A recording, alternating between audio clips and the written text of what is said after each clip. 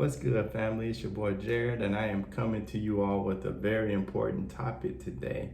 So today's topic is I noticed I was online this morning. I was reading a post, and I noticed some people were saying that the recent stock market correction and the collapse that's occurring, um, you know, it doesn't really affect us small people, middle class people. So some people are essentially saying that the stock market and the economy are not all one of the same. So I disagree with that statement. I'm going to explain to you all today why I disagree with that. But before we continue, let me tell you where I found this topic. So there's a brother named Eric McNeil that I follow.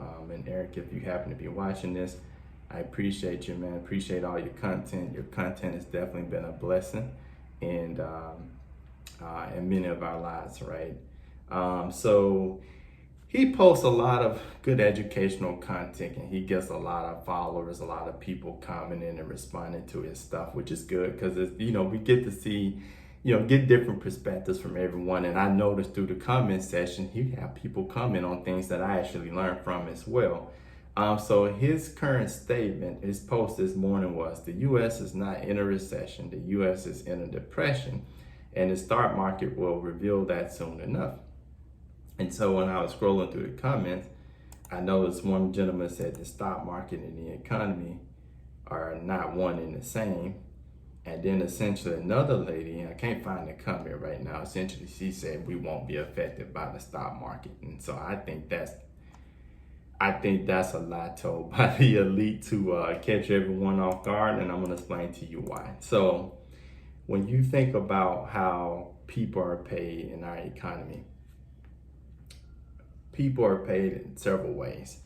Either you work a job, and if you're working a job, you get an hourly salary, you get hourly wage, right?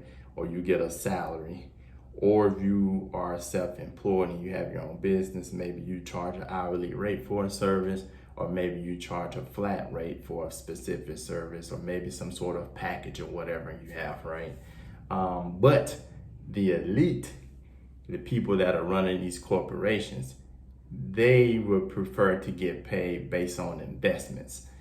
Because the way that's set up is the tax rules and tax laws allows people to be taxed less based on their investments. So CEOs, they'll get a salary because I think legally you have to get paid something, right?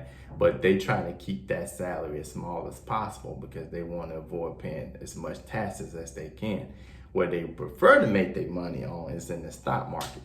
So if you think about any of these large corporations that are publicly on the stock market, the CEOs and the board of directors and all these people, they're getting paid based on how many shares they have in the company, right? So as the company continue to grow, expand, and improve, the price of a stock or share goes up. And hence how they're able to get to billionaire status, in a fast rate, or just watching their network grow exponentially, right?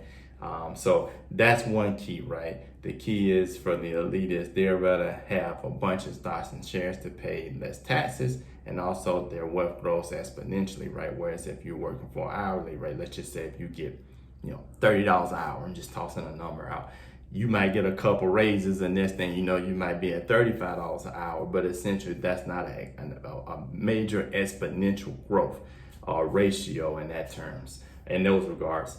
So fast forward, let's just track back to 2 years ago, right? When you think about the pandemic, you had all the PPP loans, you had all the stimulus packages, you had all this easy access to this money that the government was passing out. But, in 2022, Biden recently just announced that the pandemic is over. We passed that. So now you don't have access to easy money. There's no stimulus out there and all of those things. And so then you tap that on with the fact that the feds have been increasing the interest rates due to inflation. That now makes it more harder for companies to grow and expand.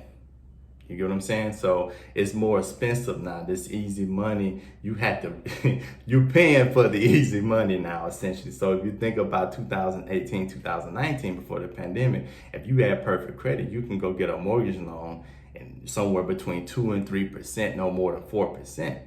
Now, with perfect credit, you paying over 6% due to the interest rates increase. So what that really says is it almost double, you know, whatever your house, whatever you would have been paying for a specific house back then, the lower interest rates is essentially almost doubled now in today's time. So when companies don't get access to easy money, that slows down growth. And when growth slows down, you include that with inflation, that's why we're seeing the stock market do this, right? And it's not going to be a flash crash. It's going to be a, here, here, here, here. They might here and then come back down to here. It's just going to slowly work its way, down. But essentially what happens is, if you look at some of these CEOs, we'll take like Mark Zuckerberg, for example, he's lost $71 billion, I believe, this year.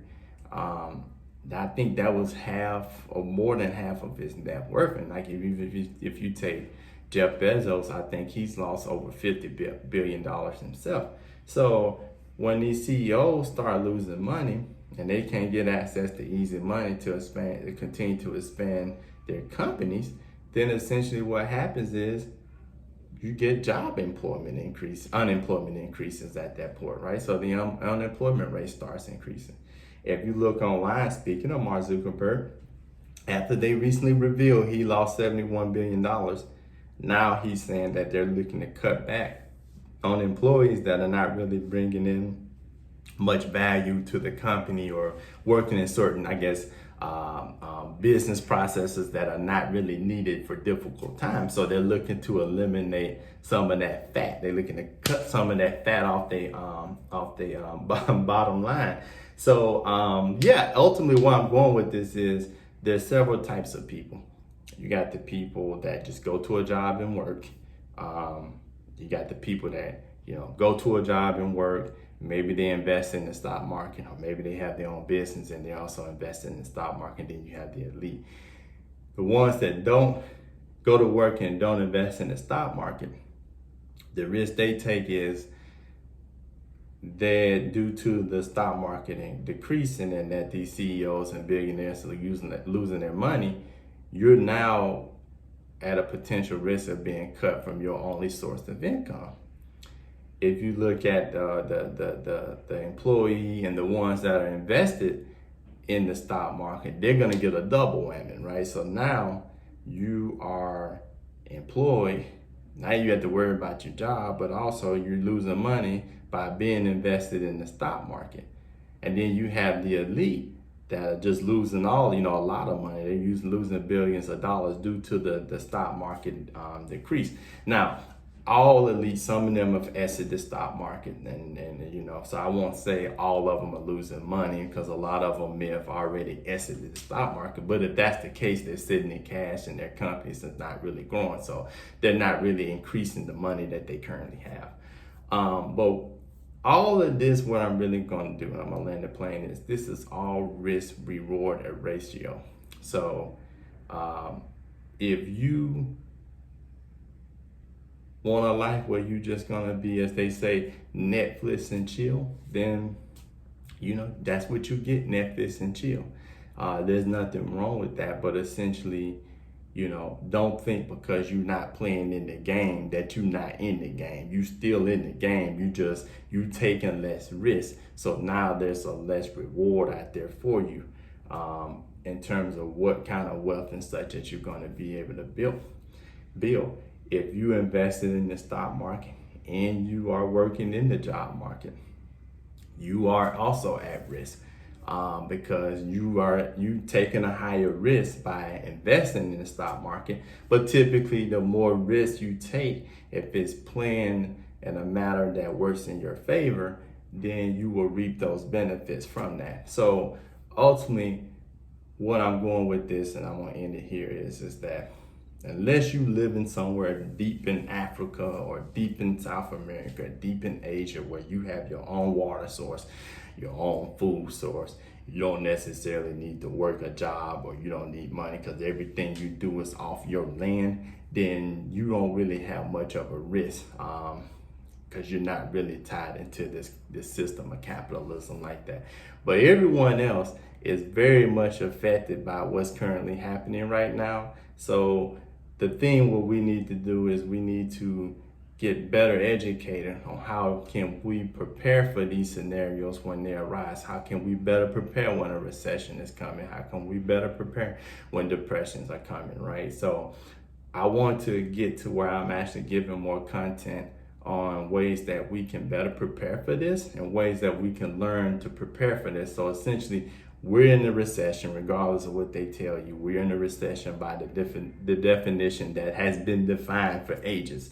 I want to be able to produce content through this recession and depression that's going to allow us to think better logically and allow us to be better prepared for when these times come in the future. So hope you all enjoyed this content. Stick around for more to come soon, and thanks for watching. Catch you all on the next one. Deuces.